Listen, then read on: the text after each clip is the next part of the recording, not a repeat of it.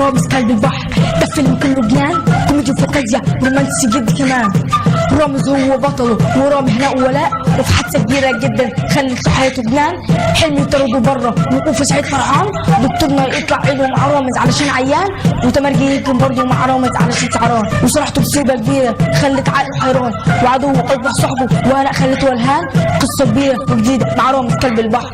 رامز كلب البحر ده فيلم كله جنان، كوميدي وفانتازيا رومانسي جدا كمان. رامز هو بطله ورامي هناء وولاء، وفي حادثه كبيره جدا خلت حياته جنان.